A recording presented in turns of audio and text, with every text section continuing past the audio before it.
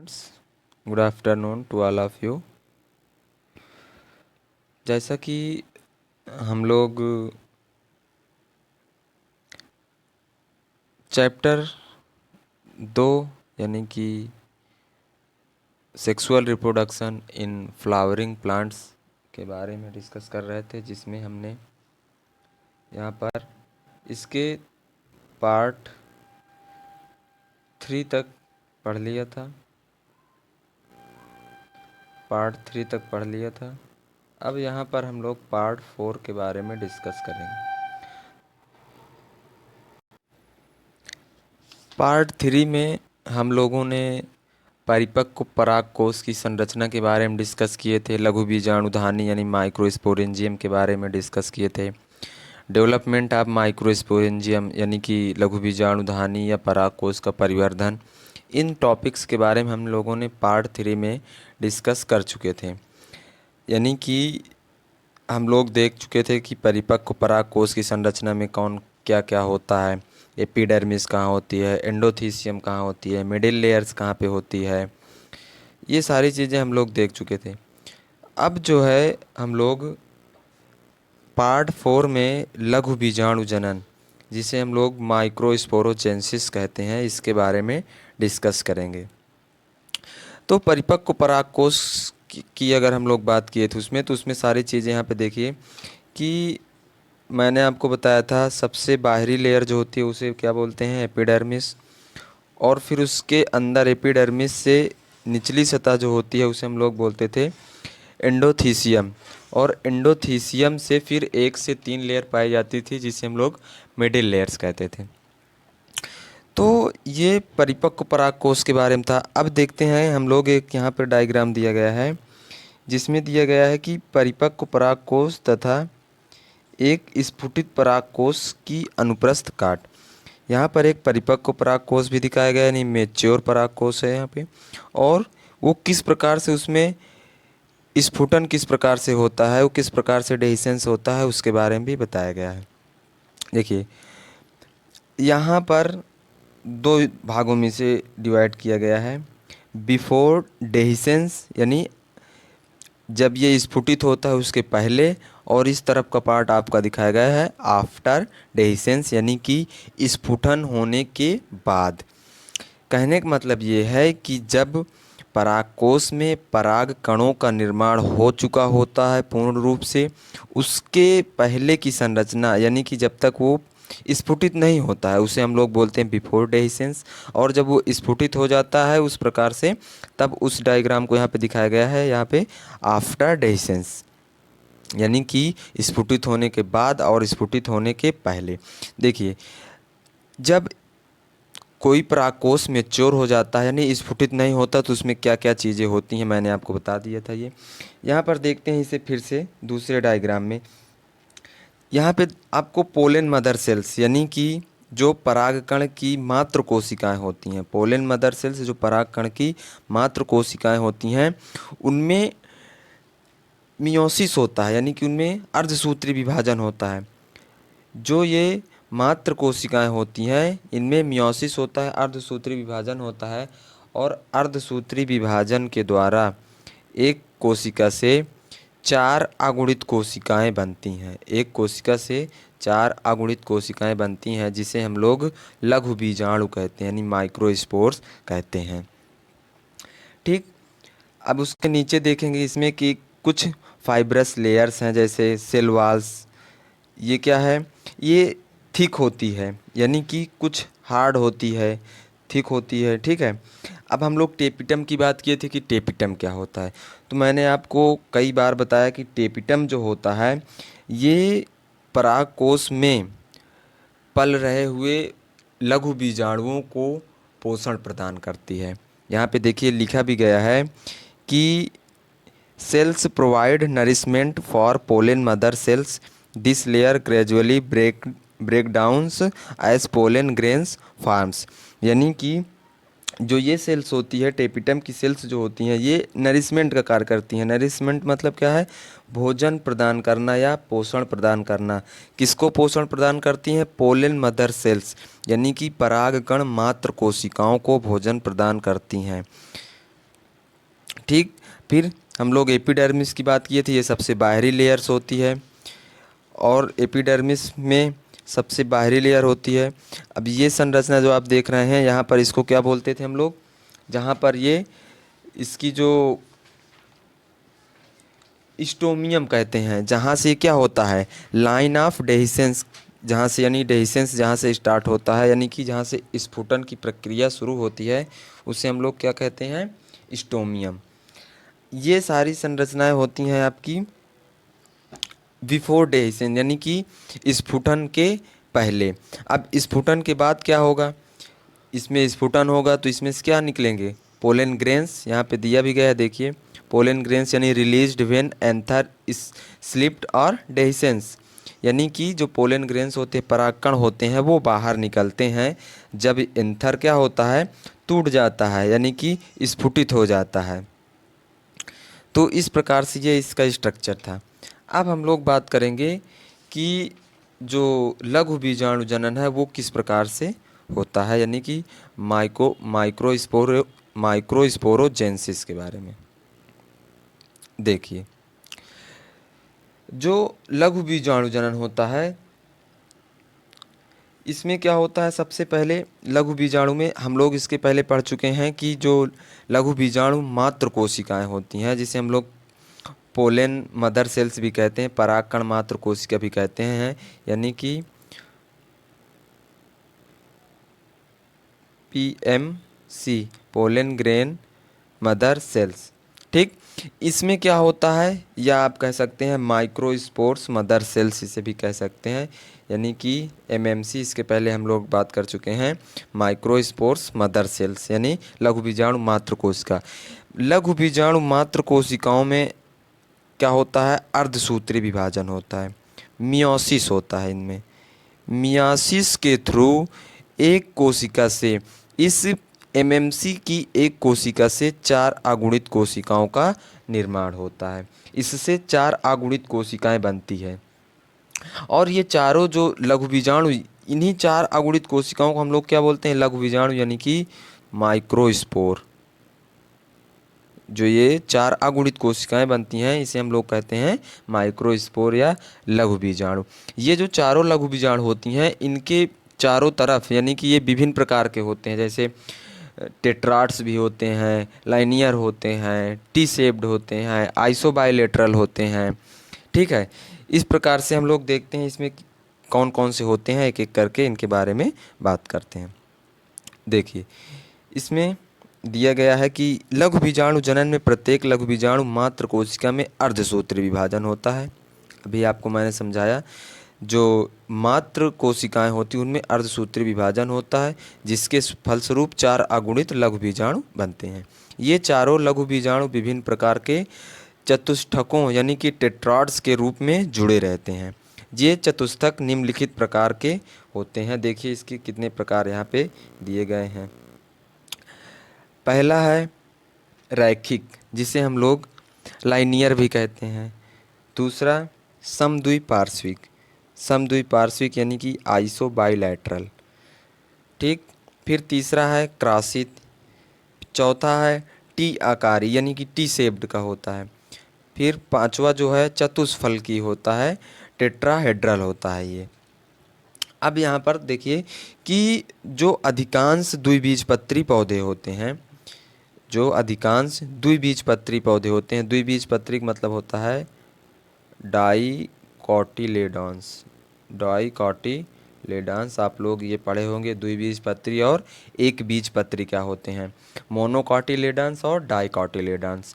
तो इसके एग्जाम्पल जैसे मैं आपको बता दूं, अगर ना आप लोग जानते हो तो, जो डाइकोटिलेडॉन्स होते हैं यानी कि द्विबीजपत्री होते हैं, जैसे चना, मटर, जितनी भी दलहनी फसलें होती हैं, लेग्यूमिनेसी की फसलें होती हैं, ये सारी के सारे डाइकोटिलेडॉन्स यानी कि द्विबीजपत्री होते हैं। और एक बीजपत्री यानी मोनोकोटिलेडॉन्स कौन से होते हैं, जैसे गेहूँ, मक्का, धान, ये सब क्या हैं, ये एक बीजपत्री पौधे हैं। तो जो द्विबीजपत्री होते हैं यानी कि डाइकोटिलेडॉन्स होते हैं, उनमें जो अधिकतम लघु बीजाणुओं का आकार होता है वो चतुष्फलकीय क्रम में होता है, टेट्राहेड्रल सीक्वेंस में होता है। और एक बीज पत्री जो पौधे होते हैं उनमें समद्विपार्श्विक के रूप में होता है, यानी आइसोबाइलेटरल वाल के रूप में होता है। अब यहाँ पर पॉलिएंथस जो ट्यूबेरसा होता है उसमें टी आकार के चतुष्टक होते हैं, टी शेप्ड के रूप में होते हैं। ठीक है। अब जो ये इनका आकार होता है पॉलिनेशन के समय, जैसे कि टी शेप्ड में है या टेट्राहेड्रल शेप्ड हैं, पॉलिनेशन से पहले क्या होता है ये अपने चतुष्टक से अलग हो जाते हैं। परागकण एक दूसरे से क्या होते हैं, इससे अलग हो जाते हैं। और कुछ पौधों में अलग नहीं होते हैं, कुछ पौधों में अलग हो जाते हैं और कुछ पौधों में अलग नहीं होते हैं, संयुक्त परागकण के रूप में रहते हैं ये। जैसे कि टाइफा, ये टाइफा होता है, टाइफा में ये जो टेट्राड्स इनका होता है ये अलग नहीं होता है। टाइफा,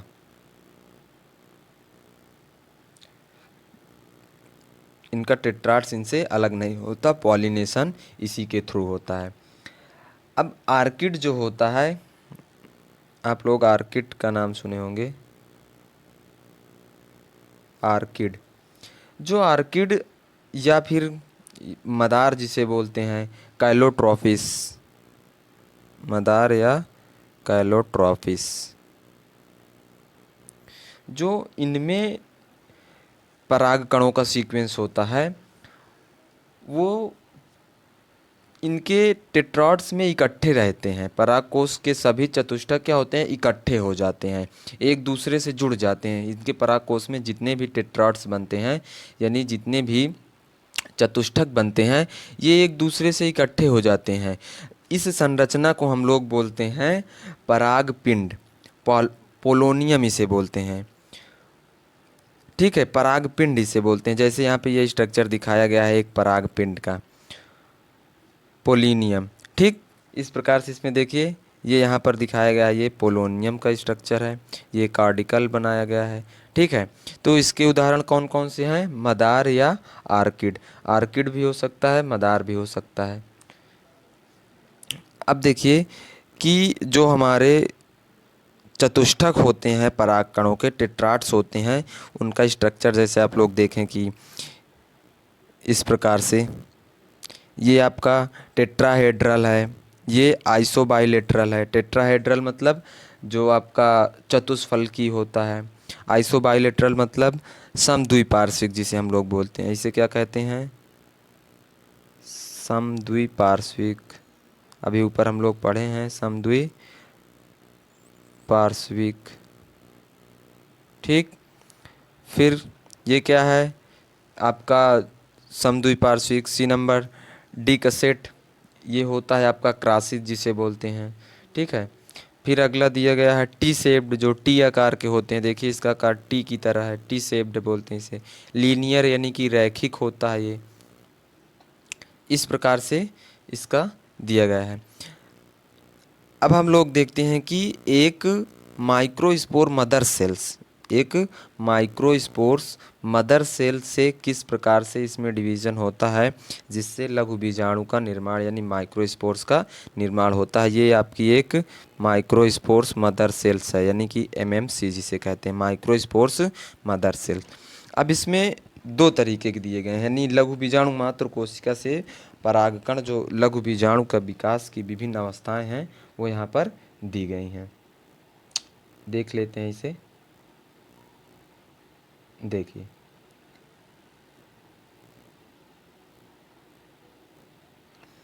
ये एक माइक्रोस्पोर्स मदर सेल्स है, इसके न्यूक्लियस में डिवीज़न होगा, डिवीज़न हो करके एक से आपको देखेंगे धीरे धीरे इसका डिवीज़न होगा, डेवलपमेंट होगा, धीरे धीरे इसका डेवलपमेंट होगा। इस प्रकार से डेवलपमेंट हो करके ये लास्ट में आपको देखेंगे इसमें 4 परागकण, ये किस प्रकार का है, 4 परागकण इसमें से विकसित होते हैं। जो आपका ये ए नंबर का दिखाया गया है, इसमें एक बीजपत्री में चतुष्फलकी प्रकार का है। चतुष्फलकी मतलब टेट्राहेड्रल के रूप में होता है। देखिए टेट्राहेड्रल्स, एक ये, एक ये, एक ये, एक ये, इस प्रकार से एक इसके पीछे की ओर है। ये 3 डायमेंशनल स्ट्रक्चर यानी 3D स्ट्रक्चर है। जैसे एक इधर है, एक इधर है, एक इधर, एक इसके पीछे की ओर होगा। यहाँ पर इसके पीछे की ओर होगा नीचे, तो इस वो स्ट्रक्चर आपको यहाँ पे नहीं दिखाई देगा।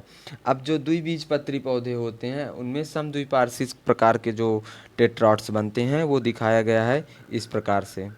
देखिए, एक से इस प्रकार से इसके न्यूक्लियर में डिवीज़न होगा, धीरे धीरे इसका डेवलपमेंट होगा और ये एक कोशिका से 4 कोशिकाएं बनेंगी, यानी 4 अगुणित कोशिकाएं बनेंगी।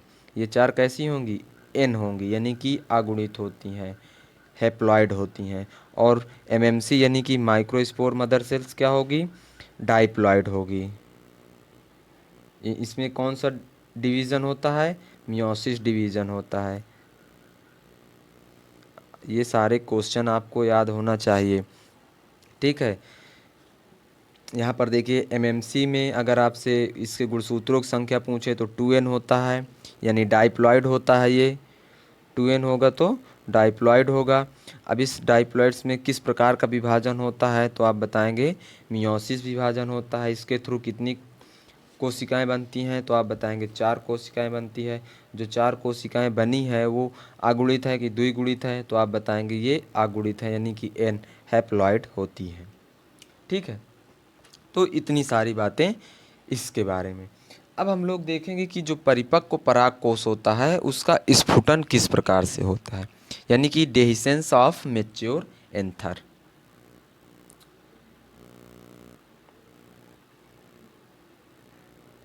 देखिए,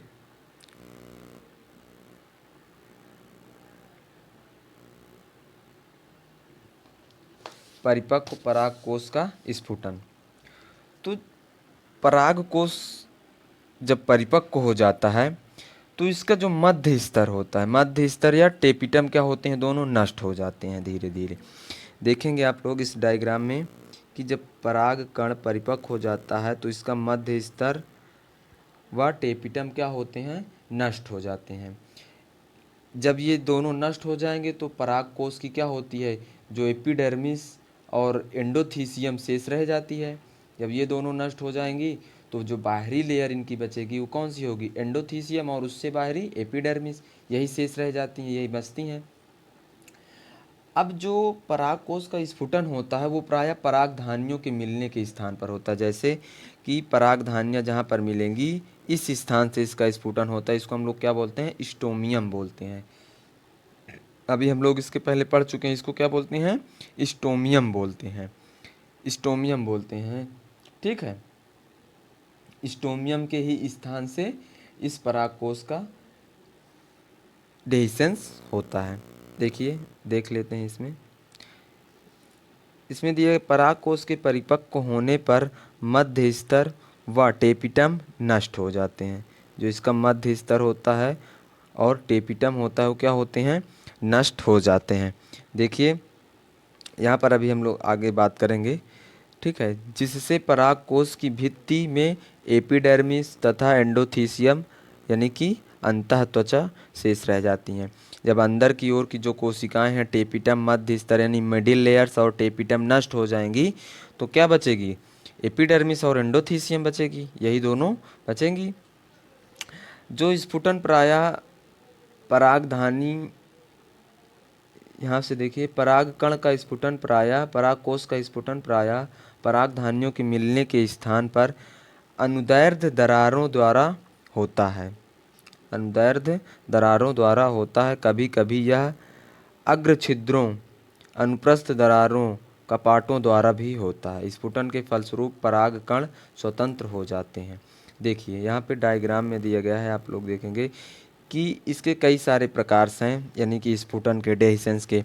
कभी कभी लॉन्गिट्यूडनल हो जाता है, यानी कि एक परागकोश होगा लॉन्गिट्यूडनल, सीधा सीधा यहाँ से इस प्रकार से स्लिट हो जाएगा, यानी टूट जाता है यहाँ से। कभी कभी क्या होता है, पोरस होता है, यानी परागकोश के ऊपरी भाग से यहाँ से टूट जाता है। कभी कभी ये ट्रांसवर्स होता है, यानी कोई परागकोश है उससे इस प्रकार से फट जाता है, इसे ट्रांसवर्स बोलते हैं। इस प्रकार से इसमें क्या होगा, पोलन ग्रेन्स निकलेंगे। और कभी कभी वाल्वुलर होता है, यानी कि वाल्वुलर से यहाँ से इस प्रकार से निकल जाता है, इस प्रकार से। तो हम लोग देखेंगे कि जब परागकोश में इसका अनुप्रस्थ काटेंगे तो देखेंगे कि इसकी टेपिटम, देखिए यहाँ पर टेपिटम क्या हो गई, नष्ट हो गई। जब टेपिटम टूट जाएगी, मिडिल लेयर टूट जाएगी, नष्ट हो जाएगी, तो क्या बचेगा? एपिडर्मिस और एंडोथीसियम, सिर्फ यही बचेगा, एपिडर्मिस और एंडोथीसियम बचेगा। अब जब ये नष्ट हो जाएगा तो यहाँ से क्या होंगे? पोलन ग्रेन्स रिलीज हो जाएंगे। यहाँ से पोलन ग्रेन्स यानी परागकण क्या होंगे? रिलीज हो जाएंगे। तो ये परिपक्व यानी परागकोश का स्फुटन था। अब हम परागकण या लघु बीजाणु की संरचना के बारे में बात करेंगे कि जो हमारा परागकण होता है, माइक्रोस्पोर्स होता है, उसके स्ट्रक्चर के बारे में बात करेंगे, उसका स्ट्रक्चर कैसा होता है उसके बारे में हम लोग डिस्कस करते हैं। देखिए, ये डायग्राम है आपके परागकण का। जो परागकण होता है इसमें देखेंगे कि दो लेयर्स पाई जाती हैं, एक होती है एक्साइन और दूसरी होती है इंटाइन। एक्साइन जो लेयर होती है ये सबसे बाहरी लेयर होती है। परागकण यानी जो हमारा पोलन ग्रेन होता है उसकी सबसे बाहरी लेयर्स को क्या कहते हैं? एक्साइन। और अंतः लेयर को क्या कहते हैं? इंटाइन। और इसमें एक न्यूक्लियस होता है, एक वैक्यूल्स होती है, और इसमें जर्म पोर भी होता है। जर्म पोर मतलब यहाँ से क्या करती है? जर्मिनेट करता है। जर्म पोर से इसमें जर्मिनेट करता है, जिसके थ्रू जर्म ट्यूब का फॉर्मेशन होता है। तो इतने सारे इसमें है, वोक्यूल्स होगा, जर्म पोर होंगे, एक्साइन, इंटाइन और एक न्यूक्लियस भी होगा। तो इसके बारे में कुछ यहाँ पर पॉइंट दिए हुए हैं जिन्हें हम लोग समझते हैं। देखिए, सबसे पहली चीज़ तो जो परागकण होता है वो हमारा अति सूक्ष्म होते हैं, यानी माइक्रोस्पोर जो होता है बहुत ही सूक्ष्म होता है। अगर इसके व्यास के बारे में हम इसके बारे में जाने कि कितना लंबाई कितनी चौड़ाई इसकी होती है, तो इसका व्यास 0.025 mm यानी कि मिलीमीटर से 0.115 mm होता है। इतना यानी कि व्यास, यानी कि इसकी डायमीटर की बात करें, डायमीटर में तो 0.025 mm से लेकर के 0.115 mm होता है। ठीक, यह एक कोश की रचना होती है। इसमें क्या है? एक कोश की रचना है। ठीक, ये आपका पहला पॉइंट हो गया कि ये सबसे यानी कि ये परागकण जो होता है ये अति सूक्ष्म रचना है, पहला पॉइंट। दूसरा पॉइंट आप क्या नोट करेंगे कि इसका व्यास 0.025 mm से 0.115 होता है। तीसरा पॉइंट नोट करेंगे, यह एक कोश की रचना है जिसके चारों ओर द्विस्तरीय बीजाणु भित्ति, जो द्विस्तरीय बीजाणु भित्ति यानी स्पोरोवाल होती है, स्पोरोवाल होती है। अब देखेंगे स्पोरोवाल्स कितनी होती है, मैंने बताया दो। एक कौन सी होगी? एक्साइन। एक्साइन क्या होती है? बाहर की ओर होती है। जो भीतर की ओर होती है उसे इंटाइन कहते हैं। यहाँ पे देखिए, भीतरी स्तर लचीला होता है, यानी कि पतला होता है, लचीला भी होता है, जिसे हम लोग अंतःचोल बोलते हैं, इंटाइन कहते हैं। और बाहर की ओर क्या होगा? ये स्तर जो होता है मोटा होता है, यानी कि हार्ड होता है, काफ़ी हार्ड होता है, निद्रण होता है, कठोर होता है। ये क्यूटिन का बना होता है। जो इसका स्तर होता है वो किसका बना होता है? क्यूटिन का बना होता है। इसे हम लोग बाह्य चोल यानी कि एक्साइन कहते हैं। ठीक है, क्या बोलते हैं इसे? एक्साइन कहते हैं। अब देखिए, किसी किसी जो कोई कोई पॉलन ग्रेन होता है उसका जो बाह्य स्तर होता है किसी में चिकना होता है। ठीक है, यानी कि इसमें खुरदुरापन नहीं होता। कुछ पोलन ग्रेन्स जो होते हैं उनमें ये क्या होता है? मस्सेदार का भी होता है। बहुत सारे ऐसे होते हैं, यानी वर्टी होता है, स्पिनस होता है, रेटिकुलेट हो जाता है। ठीक है, और कभी कभी ये चिकना भी होता है। और इसमें देखेंगे कि जो एक अधिक वृत्ताकार धब्बे से होते हैं जिनको हम लोग क्या बोलते हैं? जर्म पोर्स बोलते हैं, यानी कि जनन छिद्र कहते हैं। ये यहाँ पे आपको दिखाया गया है, जनन छिद्र होता है। जो लघु बीजाणु होता है ये अंकुरण करने पर क्या बनाता है, पराग नलिका यानी पोलन ट्यूब इन्हीं छिद्रों के द्वारा बनाता है, जर्म पोर के द्वारा जर्म ट्यूब बनाता है या पोलन ट्यूब बनाता है। अगर हम एक बीजपत्री में केवल एक जनन छिद्र होता है, एक बीजपत्री की बात करें यानी मोनोकॉटिलेडन्स की बात करें, तो ऐसे परागकणों में सिर्फ एक जनन छिद्र होता है, एक ही जर्म पोर्स होता है। जबकि रेननकुलस जो होता है इसमें 15 से 30 जनन छिद्र होते हैं, 15 से 30, यानी कि 15 भी हो सकते हैं, 16, 17, इसी प्रकार से 30 तक हो सकते हैं जर्म पोर जो हमारे हैं, जर्म पोर्स इतने सारे हो सकते हैं।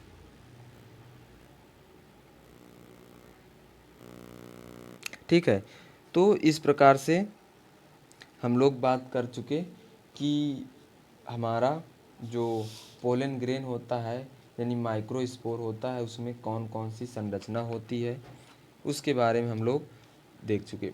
अब एक चीज़ यहाँ पर है कि जो पराग कण का बाह्य चोल होता है जिसे हम लोग एक्जाइन कहते हैं, वो स्पोरोपोलिनिन का बना होता है। जिसका बना होता है, स्पोरोपोलिनिन का बना होता है। ये मोस्ट इम्पॉर्टेंट पॉइंट है, आपको नोट करना है और इसे याद भी रखना है। ये क्या होती है, पॉलीसैकेराइड होता है। जो स्पोरोपोलिनिन होता है ये पॉलीसैकेराइड होता है। यह भौतिक तथा रासायनिक एवं जैविक अपघटन के लिए प्रतिरोधी होता है, यानी कि इसका अपघटन नहीं होता है, या कह सकते हैं इसका अपघटन जो होगा वो बहुत लंबे समय के बाद होता है। इसीलिए क्या होता है कि जो परागकण होते हैं ये जीवाश्म यानी फॉसिल के रूप में भी पाए जाते हैं, परिरक्षित हो जाते हैं। किसके द्वारा, स्पोरोपोलिन के द्वारा। ये एक पॉलीसैकेराइड संरचना होती है। ठीक है, तो इतना हमारा जो था ये पोलन ग्रेन्स स्ट्रक्चर के बारे में था।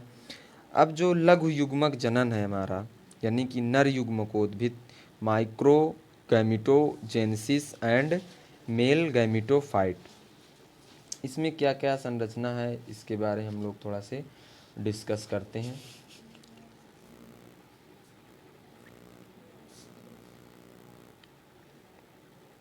देखेंगे कि जो हमारा परागकोश होता है उसमें लघु बीजाणु जनन यानी कि माइक्रोगैमिटोजेनेसिस, लघु बीजाणु जनन जिसे हम लोग माइक्रोस्पोरोजेनेसिस भी कहते हैं। अब माइक्रोस्पोरोजेनेसिस इसके पहले हम लोग पढ़ चुके हैं। अब क्या होगा, इसी माइक्रोस्पोर से जो हमारा माइक्रोस्पोरोजेनेसिस के थ्रू क्या बना था, माइक्रोस्पोर्स।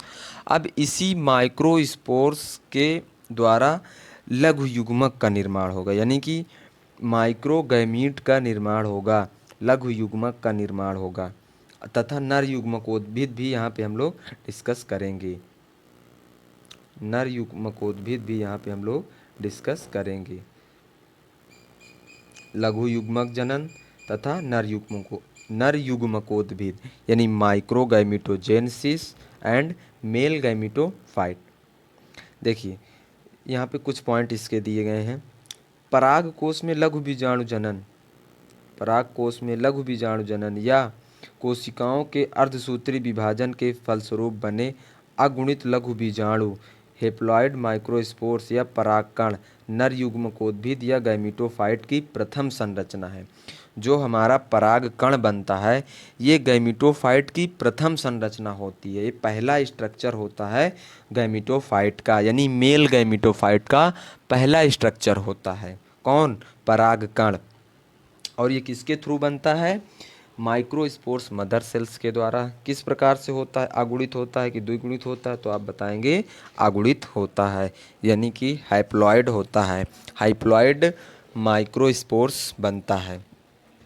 ठीक,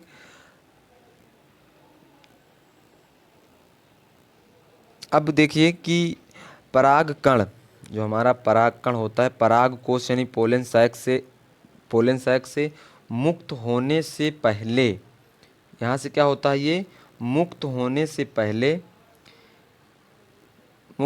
से पूर्व यानी पहले ही अंकुरण करना शुरू कर देता है, यानी कि जर्मिनेट करना शुरू कर देता है।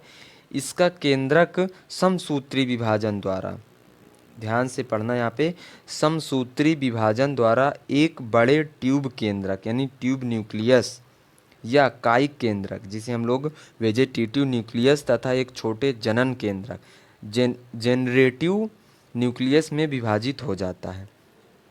इसका जो पोलन ग्रेन्स था हम लोग देखे थे, उसका स्ट्रक्चर, उसमें एक केंद्रक था, जैसे इसे हम लोग क्या बोलते हैं, न्यूक्लियस, इसे क्या बोले, वैक्यूल्स। तो ये जो न्यूक्लियस है ये धीरे धीरे क्या होगा, डिवाइड होगा, इसमें समसूत्री विभाजन होगा।